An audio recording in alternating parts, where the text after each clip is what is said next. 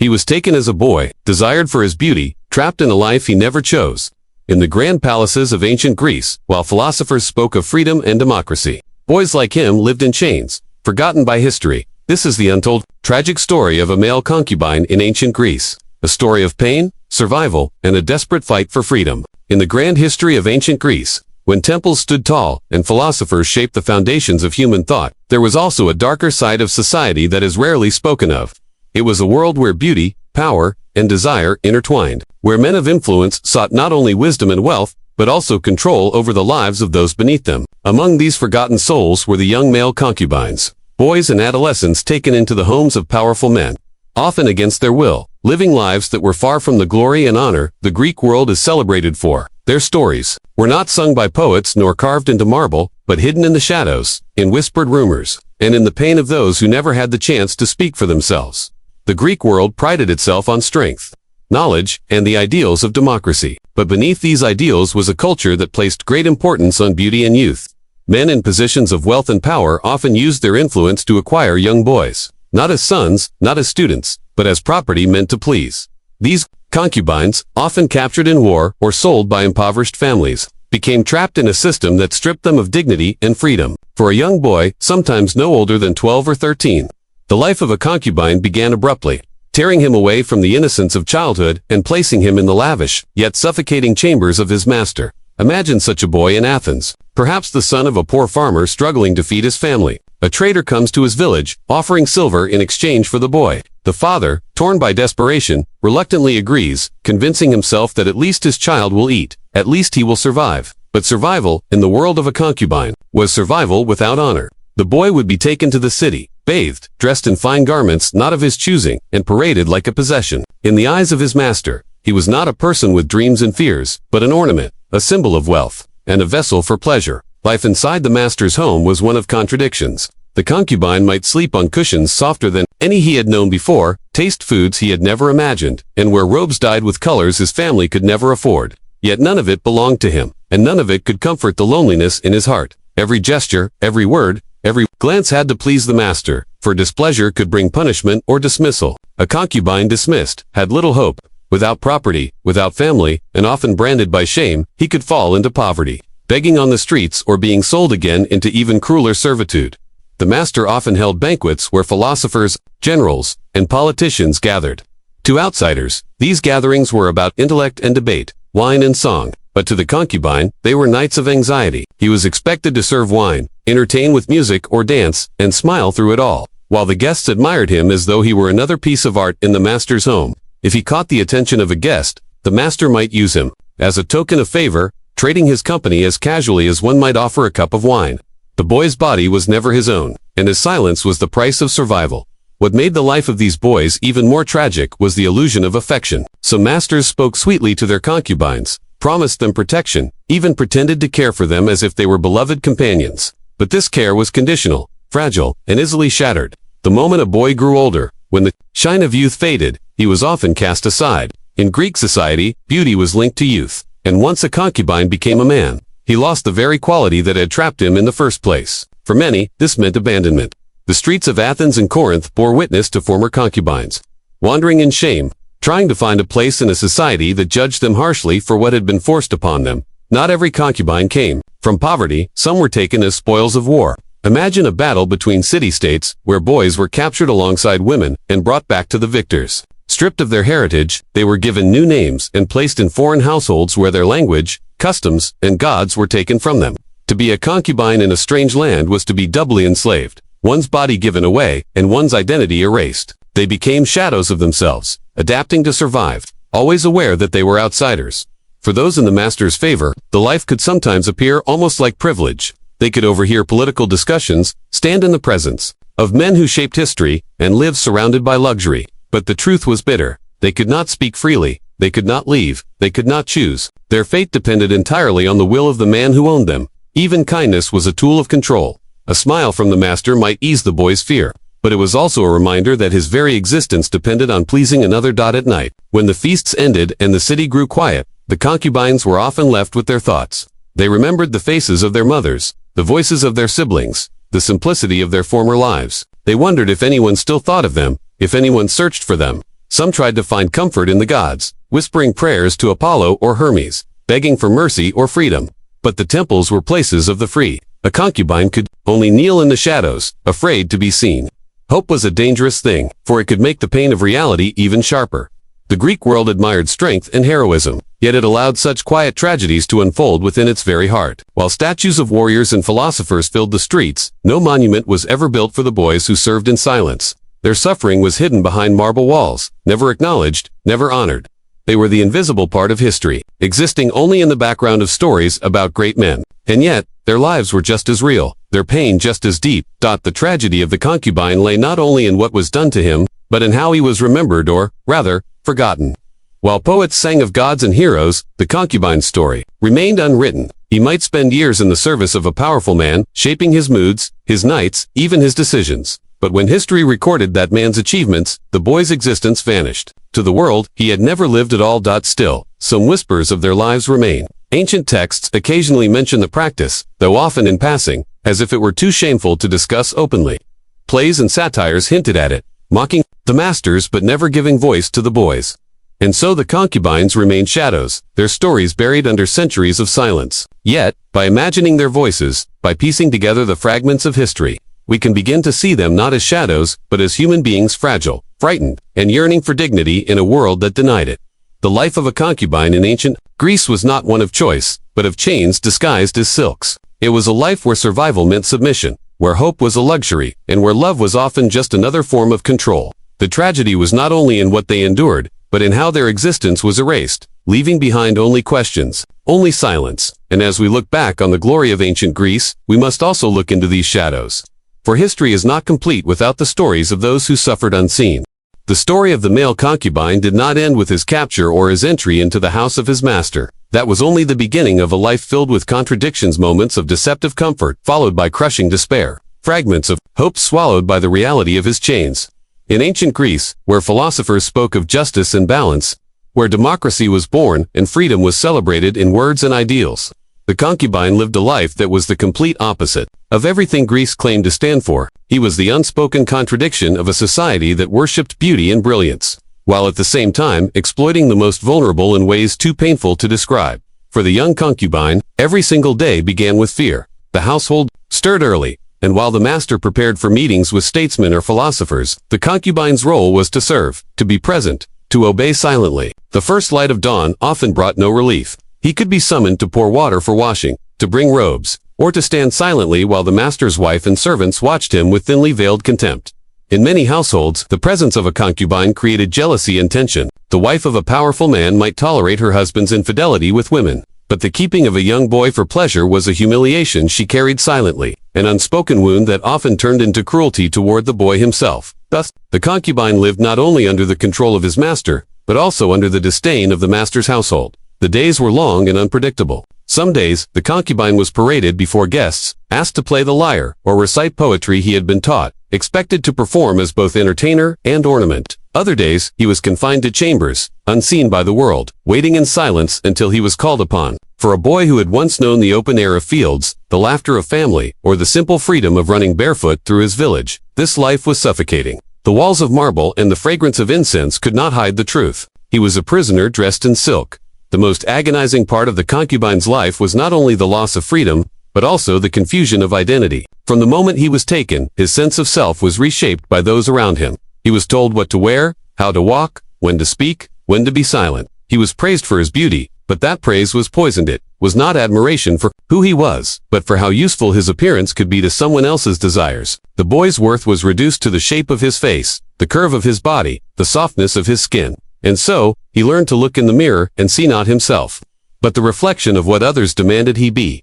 Some concubines, desperate for survival, tried to embrace this role, convincing themselves that perhaps this was love, that perhaps the master's words of affection meant something real. A soft smile, a gentle touch, or a gift of jewelry could spark fragile hope in a heart that longed for care. But this hope was always dangerous, for the master's affection was conditional, fleeting, and often shallow. A concubine could give years of loyalty and obedience only to be discarded the moment he lost his youthful charm or when a younger boy was brought into the house. The betrayal was inevitable, and it left scars deeper than any physical wound. There were moments when the concubine might glimpse the outside, world journeys with his master through the streets of Athens, visits to the agora or trips to the temples where statues of gods towered above the worshippers. But even in public, he was not free. His presence beside his master drew stares and whispers. Some people admired the boy, others mocked him, and still others pitied him.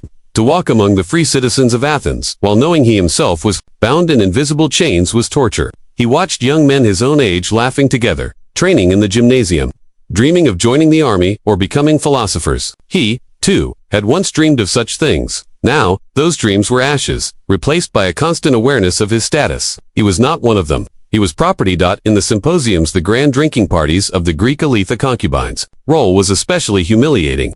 He poured wine for men who debated politics, war, and philosophy. He listened as they spoke of freedom, honor, and the greatness of Greece. And all the while, he stood silent, knowing that none of these values applied to him. Sometimes he was passed from hand to hand like a vessel of wine, traded as entertainment for a guest, used and discarded by men who believed themselves superior. The symposium was a place of laughter for the free, but for the concubine, it was another theater of suffering where his dignity was stripped away. In front of an audience, the physical pain was only part of his suffering. The deeper torment was the slow erosion of his spirit. To survive, many concubines learned to hide their true selves, to bury their memories, their anger, their longing for freedom. They created masked smiles that concealed sorrow, obedience that hid hatred, silence that covered their yearning to scream. This constant pretense became a second skin, and after years, some boys no longer knew where the mask ended and where their true selves began. They became strangers to themselves, ghosts inhabiting bodies that were never truly their own. Not all concubines endured the same fate. Some, through wit or charm, managed to secure a place of favor so strong that their masters treated them almost like companions. A few were even given small privileges, better clothing, private rooms, or limited freedom to walk the city. But these were illusions of freedom, temporary kindnesses that never erased the truth. The boy was still bound. His future was still uncertain, and the shadow of rejection always loomed over him. The most tragic chapter of a concubine's life often came with the passing of years. As he grew older, as the softness of his youth gave way to the features of manhood, the attention he once received began to fade. The master who had once admired him might now look away, seeking someone younger. And with that loss of attention came a loss of protection. A concubine cast aside had little chance in the world outside. Branded by shame, rejected by his family, if they still lived, lacking skills or wealth, many fell into the depths of poverty. Some were forced into prostitution, selling what little remained of themselves to survive. Others became beggars, invisible, on the same streets where they had once walked in silks, and some, overwhelmed by despair, chose to end their lives, seeking in death the freedom they never found in life. Yet, even in their suffering, there were moments of resilience. Some concubines formed quiet bonds with each other, sharing whispered stories in the shadows, offering comfort in stolen glances or secret words. These fragile friendships were dangerous, for discovery could bring punishment. But they were lifelines, tiny sparks of humanity in a world that had stripped so much away. Through these bonds, some boys found strength to endure, to remember that they were not alone, that even in chains, they were still human beings, capable of feeling, of caring, of dreaming. However faint those dreams had become, history has not preserved the names of these boys. Their lives were not recorded in the grand histories of Herodotus or Thucydides. No poet immortalized their sorrow, but their existence is undeniable, hidden between the lines of ancient texts, in the silences of stories that speak loudly of freedom while ignoring the enslaved. The tragedy of the concubine is not only that he was forced into suffering, but that he was erased from memory, denied even the dignity of being remembered. And yet, when we peel back the layers of history, when we dare to look beyond the marble, statues, and the golden words of philosophers, we can begin to see them. We can imagine their faces, hear their unspoken cries, and acknowledge that they were part of the story of Greece, an invisible part, but a part nonetheless.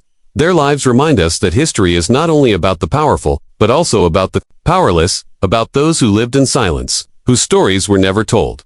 The concubine's tragedy is a mirror held up to the hypocrisy of his world. While Greece gave humanity philosophy, art, and democracy, it also gave us this hidden cruelty, this silent suffering. And as we reflect on their lives, we are forced to ask difficult questions. What is freedom if it is built on the bondage of others? What is beauty if it is purchased at the price of someone else's dignity? And what is history if it forgets the voices of those who had no chance to speak? The life of the concubine was a prison without walls, a performance without applause, a wound without healing. And though centuries have passed, their stories still whisper to us through the silence of history, urging us to remember, to imagine, and to give voice to those who were denied their own. The boy had now spent several years in his master's household, and with every passing season, his life seemed to drift further away from the memories of his childhood. The laughter of his siblings, the smell of bread baking in his mother's oven, the fields where he once ran free, all of it felt like a dream that belonged to someone else. Time in captivity has a way of bending reality. Days blur into nights, and nights blur into days, until even the prisoner forgets what freedom felt like. The concubine had learned how to survive, but survival was not the same as living. There was always the constant awareness of eyes on him. The master's gaze, sharp and possessive, reminded him that he was never truly alone. Even when he was permitted a moment in the garden, surrounded by statues of gods and fountains spilling water into stone basins, he felt the invisible leash around his neck. Guards lingered nearby. Servants whispered, and though no one openly said the words, he knew the truth. He was still nothing more than property. He was beauty trapped inside a cage. A treasure displayed but never free to choose where he belonged. As he grew older, his beauty began to change. His voice deepened slightly, his shoulders broadened, and the roundness of his boyhood features gave way to the sharper lines of manhood. This change filled him with dread. He had heard whispers of what happened to concubines who lost the glow of youth. Some were dismissed, abandoned on the streets with nothing but the clothes on their backs. Others were sold again, sometimes to brothels, where their lives became even darker. The boy knew his days of value were numbered. Every time he looked in the mirror and saw his reflection maturing, he felt the creeping shadow of uncertainty, like a storm building in the distance. In the evenings, when the master entertained guests, the boy was often called to serve. He carried trays of wine, knelt to refill cups, and listened as philosophers argued about the nature of virtue, courage, and freedom. Their words were sharp, polished, and admired by all who listened. Yet to him, those words rang hollow. Freedom eluded the most prized idea of the Greeks. But what meaning did it have for someone like him?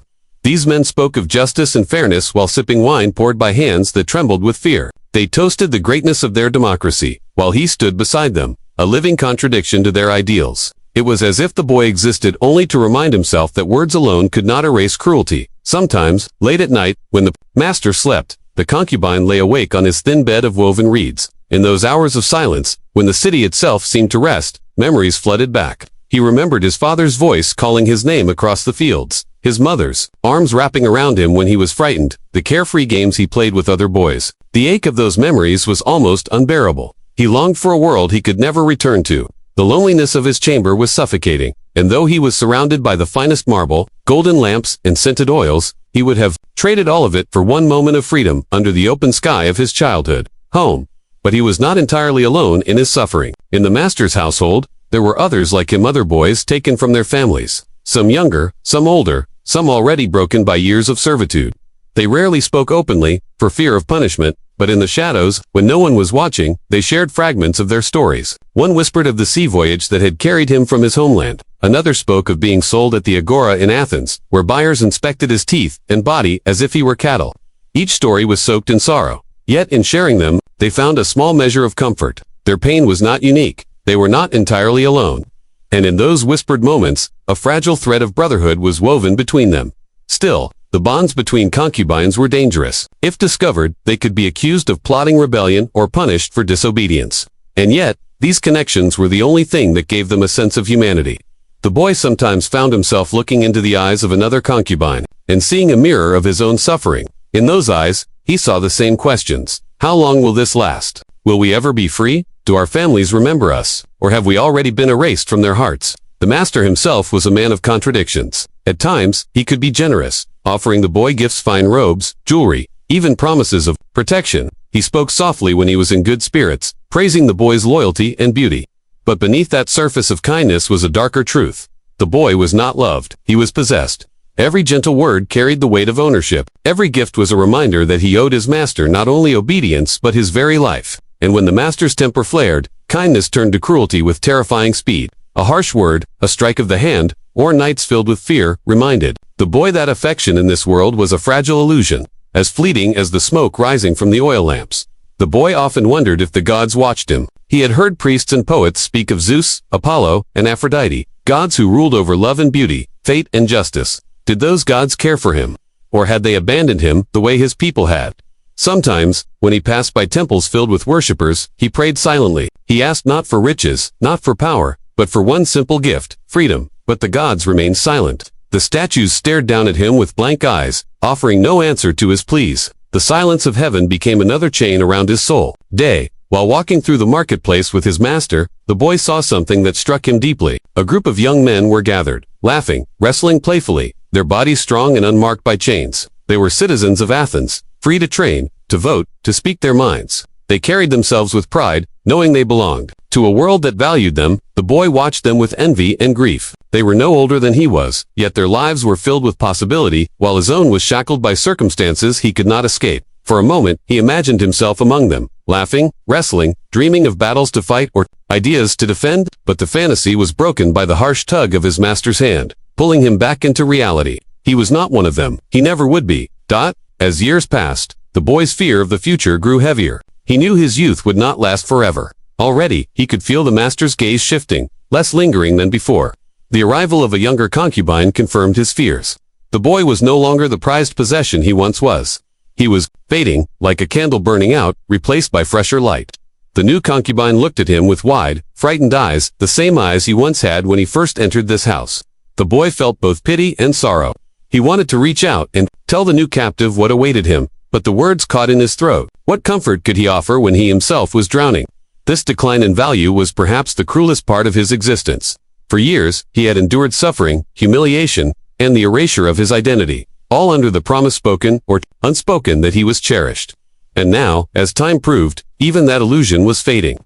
The boy was no longer needed. He was a relic of desire, soon to be discarded like worn-out sandals. What would happen to him then? Would he be sold again, passed to another master who would demand the same obedience? Would he be cast into the streets, left to beg for scraps, among strangers who looked at him with pity or disdain?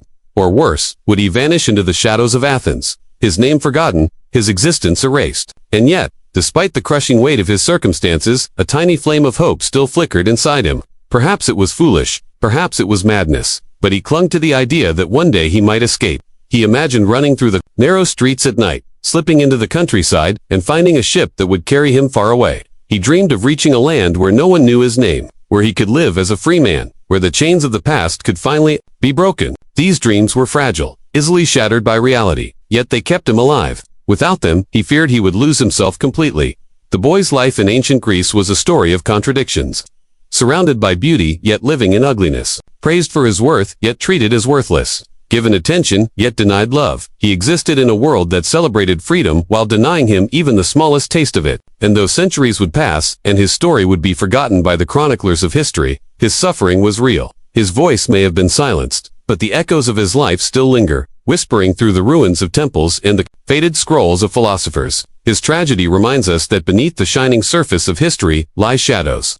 And within those shadows lived countless souls whose pain was never written, but whose presence was undeniable. The years had passed like a slow-moving river, and with every ripple, the boy who once arrived trembling in his master's house had grown into a man. His youthful beauty, the very thing that had chained him, was fading. His features, once soft and delicate, had hardened, the sparkle in his eyes dimmed with exhaustion, the kind that comes not from labor of the body, but from endless battles within the soul. And though he was still striking in his own way, he knew what this meant in a world that valued him only for his appearance. He was no longer what he once was in his master's eyes. And the unspoken truth hung in the air. His place was slipping. He felt it in the way the master looked past him now, the way his words were less tender, the way younger concubines were summoned more often. Where once he had been the jewel of the household, he was now a relic, a reminder of yesterday's desires. Each time the master's hand no longer reached for him, each time the laughter of the younger boy filled the halls, he felt his worth wither a little more. He had not been valued for his soul, his heart, or his spirit. He had been valued only for his youth. And now, as that gift left him, he was being erased. The boy now, a man, began to walk through the city with different eyes. Where once he had seen Athens as a place of wonders, with marble temples and markets alive with energy, he now saw the cruelty woven into its very stones. The democracy that was praised as the pinnacle of human achievement had never touched him. The men who debated freedom in the agora never thought of boys like him, chained in silence. He realized with crushing clarity that history would never remember him. His master's name might be written on monuments or carved into statues, but he, the concubine who once lay at that man's side, would vanish without a trace. It was as though he had never lived at all. Yet, despite this despair, something inside him stirred. Perhaps it was the stubbornness of memory, or perhaps it was the desperate instinct of a soul refusing to be extinguished. He began to think more often of escape. In the dead of night, he would lie awake and imagine slipping past the guards, running through the dark streets, and vanishing into the countryside. He thought of the mountains far beyond the city, of villages where no one knew his name, where he could work, live, and breathe as a free man. The dream felt impossible, and yet it was the only thing that gave him strength. For even a hopeless dream can keep a man alive. But freedom was not without cost. The risks were enormous. If he were caught, the punishments would be brutal. Runaway slaves and concubines were not forgiven. They were beaten, branded, sometimes executed to set an example for others. He knew this well, for he had seen it before. He once witnessed a boy no older than he had been when first taken who tried to run. The boy was captured within a day, dragged back into the city, and paraded through the streets with chains around his neck. The crowd watched with cold curiosity, some even laughing. He was beaten in the public square until his cries fell silent. The memory haunted him. It was a reminder that the price of failure was death. And yet, the idea of staying felt worse than the risk of running. What was the difference between living and dying if one's life was spent in chains? These thoughts consumed him more each day, until he began to plan in secret. He studied the movements of the guards, the routines of the household, the times. When the city grew quiet, he listened to the whispers of merchants who spoke of ships leaving the port at dawn. Every detail became a thread in the fragile tapestry of his hope. But the gods, it seemed, were cruel or indifferent. For fate intervened. Before he could act. One evening, when the master entertained guests, the concubine was summoned to serve once more. He stood in the corner of the room, holding a jug of wine, listening to the laughter of men who spoke of honor and philosophy. He moved quietly, pouring drink into their cups, his hands steady though his heart trembled with rage. One of the guests, older and drunk, looked at him with interest. He asked the master about him, remarking on his strength despite the loss of his boyish charm. The master laughed, saying the boy was no longer what he once was but might still be of use. The words pierced him like a dagger. He realized, in that moment, that his fate might be to be sold again, perhaps to someone harsher, someone crueler, someone who would break him completely. The fragile flame of hope flickered. That night, alone in his chamber, he wept. For the first time in years, he allowed himself to cry openly, his body shaking with the force of his grief. He cried not only for himself, but for all those like him, for the countless concubines whose lives were stolen, whose names were forgotten. He cried for the boy he once was, the boy who dreamed of running free in the fields, who never imagined his life would become this. And as the tears fell, he whispered prayers to the gods who had never answered him, begging them if not for freedom, then at least for an end. Days passed, and his fear deepened. The whispers of being sold grew louder. He noticed the way the master's servants looked at him, the way the household seemed to shift around him as though preparing for his absence. He could not bear it. He would rather die in the attempt to escape than be handed from one master to another like a piece of furniture. And so, one night, when the house was still and the city slept, he acted. He slipped silently from his chamber, his bare feet padding against the cold marble floors. He knew the guards would be drowsy at this hour. He moved through the corridors with the stealth of desperation, his heart pounding so loudly he feared it would betray him. He reached the courtyard, the cool night air filling his lungs. For a moment, he froze, staring at the stars above. They were the same stars he had seen as a child, the same stars that shone over his homeland. It felt like a sign. With renewed determination, he crept toward the outer gates. But freedom is never easily given. Just as he neared the edge of the estate, a voice cut through the silence. A guard. The boy froze, his body tense with terror. The guard shouted, and suddenly, chaos erupted. Torches flared, footsteps thundered, and hands grabbed at him. He struggled with all his strength, breaking free for a moment, sprinting into the darkness. His breath ragged, his heart wild with hope and fear. For a brief, shining instant, he believed he might make it. He believed he might taste freedom. But fate was merciless. He was caught before he reached the city walls. Strong arms pinned him to the ground, the rough stone scraping his skin. He thrashed, screamed, fought like a wild animal, but it was no use. He was dragged back to the house, beaten until he could barely stand. His attempt at freedom was crushed, and with it, the last ember of his hope.